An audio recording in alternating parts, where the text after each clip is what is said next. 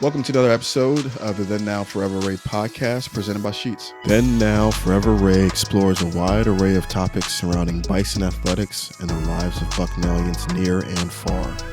With live interviews hosted by members of the Bucknell Athletic Department, Then Now Forever Ray highlights the university's proud tradition of excellence in the classroom, in the competitive arena, and in life after graduation.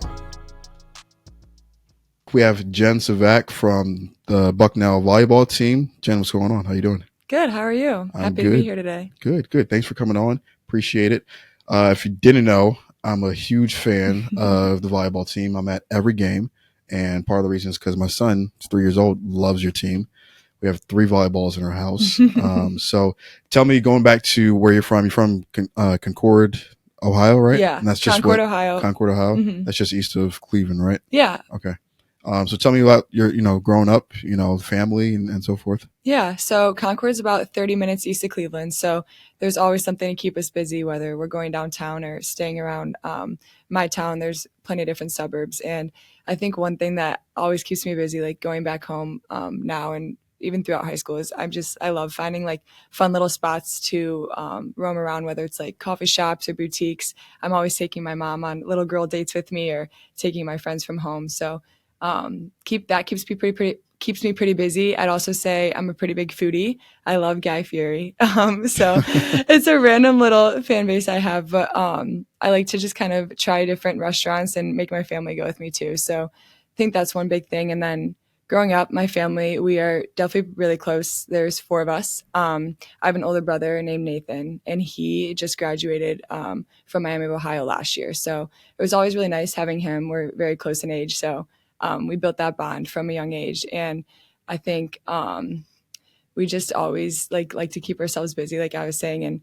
And growing up, we are really big on family game nights. So even now when I go home, it's always, I think our favorites are definitely Uno and Racco. I don't know if you've heard of those. All right. Before you graduate, we have to play a game of Uno. All right, we will. All right, so I I have ask some. you, so what are your rules, though? So how do you play? We go back and forth. It depends. Are we playing with the regular deck or Uno flip?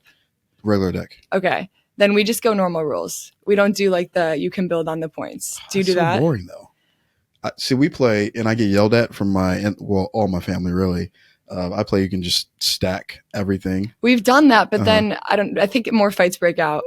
We're already pretty competitive. That's the part I like. See, that I like when the fights break out over Uno. It's always fun. I think my brother would like to play with you then. Okay. That's his way of playing. Cool. We'll set that game up. So tell me, how'd you get into volleyball? Did you play any other sports in high school? Yeah. So growing up, I played, honestly, like all the sports that you play as a kid. I think I started out with gymnastics, which quickly was a red flag when I just kept growing. Gymnastics was not my strong suit. And then I went into soccer, another one that wasn't great. They tried to put me a goalie because they were like, well, she can at least do that. That didn't go well either. Yeah. So then it was softball, volleyball, and basketball. And funny enough, my mom coached me in volleyball and softball, and then my dad coached me in basketball. I ended up sticking with volleyball and basketball my final 2. And my dad was definitely pretty upset the day that I came home, and I was like, all right, I'm sticking with volleyball. I've got to pick one. It's just, you get to that age where it starts to be more competitive, and you really have to figure out where you want to put your time. So once I started realizing with club volleyball how much time I was going to be dedicating to it, and realizing that it was the one that I saw more of a future with, despite being passionate about both of them. So I think my mom patted herself on the back, and my dad took it to the heart a little bit, but he quickly gave me just all the support in the world. And yeah, I've been playing volleyball since I was about 10 years old, starting at like a CYO league. Right. And yeah, just been playing ever since, and I'm happy it's the one that I stuck to. See, I'm going to be the same dad that if one day I grew up playing basketball, so if my kid decides something else, good for them, but it's going to hurt a little bit. So did your parents have a background in sports? Did they play in college, high school? So my mom was a very athletic, just like high schooler. Like she was really big in softball and volleyball throughout high school, but she didn't play in college. And then my dad played basketball at Gannon University, Division II out of Erie, Pennsylvania. Okay. Yeah, I'm pretty familiar with that. So go back to, you were talking about you're making a switch from playing both sports to the dedication that goes into club volleyball. So what's the schedule like for club volleyball when you're in high school? So for my club, we were definitely really competitive. I played at ABC, which is about 45 minutes from where I live. So our practices were 4 times a week.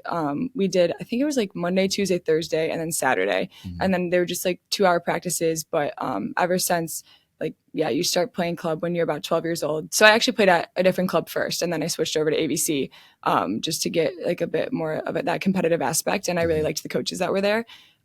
So that is definitely something that I think translate when you move into college is just like the dedication, and you finish classes at school and then it's like, all right, now I get in the car and I go to practice. And I think one thing that I really value to this day is how dedicated my parents were alongside that, because obviously before I could get my license, like they're the ones taking me to practice. They're the ones taking me to tournaments and really like pouring all their time into it because they knew it was something I was passionate about. So I'm so grateful that they supported this dream of mine and helped me get to where I am here. Man, we're going to have to clip that for your parents and send it to them. They're going to love that one. So, okay, so now club is outside of your high school team too? Okay, so now what part of the year was clubs? That during the summer, or, well, you said it's after class. So then the springtime that club was happening? So the high school season is pretty similar to the Bucknell volleyball season or college volleyball. It's going like end of summer to like late fall, like Thanksgiving break time. And then club picks up right after that. Like there were some years where like I was still in my high school season and they were like trying to get us at our club practices or at least at like open gyms. Right. So club pretty much picks up beginning of winter, your first tournament's in January. And then that runs all the way through summer. Like your nationals are usually the end of June. So it's pretty much the whole year you're going to practice. And then if you get a break, you're lucky enough at the end of summer, but it becomes an all year commitment. Yeah, I was going to say it's similar to AAU basketball, like how like basketball season for high school like finishes and then all of a sudden like a week later you're in AAU practice. So that's interesting here. So going from high school to obviously you have to make a decision about where you're going to go to college. So talk a little bit of that process and what was the thing that made Bucknell stand out to you? So I think one thing that was like hard for me to grasp right at first is outside of playing sports growing up, I'm a huge sports fan. Like my dad and I are, if we had the option every weekend, we'd be sitting on the couch watching football all weekend. So being from Cleveland, it's Browns fan. Oh, sorry to hear that. But this past weekend was good. But anyways, because of that huge love for sports, I always thought I wanted to go to a big school, to be part of that big fan base and just have that. I like loved the energy around sports and loved watching sports. But as I started my recruiting process, I kind of realized like that wasn't really like going to happen right away. So I definitely toured many different schools and was going to different camps. And then fall of my junior year, Bucknell reached out to me and I had heard of Bucknell, but didn't really know too much. And I came on a visit and I was lucky enough that it was before COVID. So I had the full like official visit experience, came to one of their games and got to hang out with the team. And I think from the moment I stepped on campus, everybody says it, but like, right. And I think the one thing that stuck out to me the most was just how welcoming the girls were. This was one of the first schools that I came to that I was like, wow, these girls, like they genuinely care about each other. They like off the court have these bonds. And I just knew it was like a family that I wanted to be a part of. Yeah. It was a great distance from home. Like my parents can easily come here on the weekends. And I really love how it's like a school in the middle of nowhere. Yeah. Because I think it's I love the idea that like everybody's stuck here, like on the weekends and during the week, like you really have a chance to kind of form that community with one another. Right. Everybody's away from their families. So just having the chance to like really interact with one another. I just loved the people that were at this school. Yeah. That's so. You talk about the team a little bit, and you guys, you can tell you guys have a really well put together team.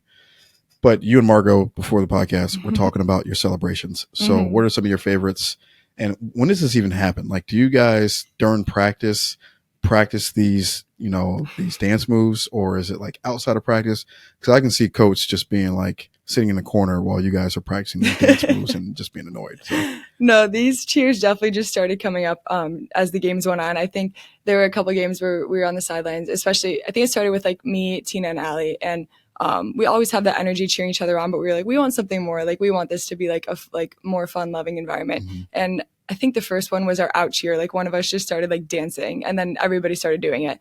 And then like it was the next thing, someone got an ace and we were like, oh, we should do this. So it was just like little things that we picked up a couple of games in the season, and we do not do them at practice. Right. I think we could build some energy at practice, but no, we definitely just doing it at games. But I think my favorite is when we get a block, Tina and I do a chest bump. And we have really perfected our chest bump. So is that like just common practice in volleyball? Because obviously you see other teams do the same thing. I always compare everything to basketball just because, and I feel like if you did that in basketball, it would be frowned upon. So is that just common practice in volleyball? Yeah, I think so. I mean, when you're younger, it's really big to have cheers, and then it Mm-hmm. kind of wanes off a little bit. Like during club, like I don't remember doing cheers like this so much in when I was in high school, but back in college, I definitely see girls doing it more. I think it really helps bring that energy and just that team camaraderie, like, and kind of breaks that divide between being on the court and on the bench. Like you want everybody to be engaged and everybody to be excited about every point that's happening. Gotcha.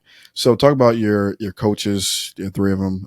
So talk about the dynamics and things that they bring to the table for your team, because you guys are having a pretty good year. You had a good year last year. So talk about, their coaches a little bit. Yeah, they definitely each bring something different to the table. I think they balance each other out really well. We definitely get Coach Haley is our most recent one coming in, and I think she's been super great working with the setters and really dialing in with Kaylee and Laura about what they want to work on, and just helping them stay focused on each play, because I can imagine the pressure they're under being setters. Right. So I think Haley really helps like balance that out a little bit. And then Jeremy is also really good with us. He brings a lot of like the technical aspects, especially on defense. So, I mean, my backcourt is something I'm always working on, but he's never shy to hype me up and just give everybody like the little tool sets that they need to keep working and get better. And then Coach Tyler obviously is leading the crowd, and I really admired the way that he tries to keep our team super focused on our goals. I think something that he always stresses to us is keeping our standards above any expectations. And as we enter any game that we're going into, I think just knowing that just like following his lead and his mindset, I think is really helping our team just never to get ahead of ourselves and take everything one point at a time. And the way that he's structuring our practices to really push ourselves is something that we can put into any of the games, and especially as we hope to get late into this season. Coach Tyler was a national champion, wasn't he? Mm-hmm. Did you know that? See, I'm just giving out facts. So. I mean, he brings many different stories over the courses of our practices, so I can't always keep track of his history, but I know he's got some good I feel like nobody knows that. And I'm like, why? I was looking at his bio. I'm like, why does that not get talked about more? Like, he was a national champion. It's pretty impressive. So you are a business analytics major. Mm-hmm. You had an internship this past summer. So just talk about kind of your studies here and also your internship this past summer. Yeah, so here at Bucknell, I am a business analytics major with a focus in finance. I came in originally thinking I was going to do finance. My mom's a financial advisor, and I've always really loved the work that she does because I have that technical mindset, but I also love like working with people, and knowing that I could like help a client drew me to finance. But upon coming to Bucknell, they talked about the business analytics major, and I loved that I could really combine that technical and analytical framework and lend it to literally anywhere. Like, I love how business analytics, the opportunities are endless because I can just bring that data-driven mindset and just storytell with data with clients all across the board. So that's really what my studies here are focused about. And then I was able to apply that this past summer with First National Bank, and I was a marketing analytics intern. So I was able to directly take what I've learned here, which was something really cool to kind of see the tangible effects of all the work that I've put in the past few years here. And I was just working with them, transferring some of their like different spreadsheets to better looking dashboards. And then also on the back end of it, like these were some really cool professionals that I was able to learn so much from, just about as a whole, like what it takes to work in a large corporation and how the corporation functions. I think it really stressed, I mean, what you hear every day, that like the teams rely on one another, but seeing it firsthand and getting to work with these really talented people was something that I am extremely grateful for. So what was the day-to-day like for that internship? You talked about, transferring spreadsheets to better looking dashboards.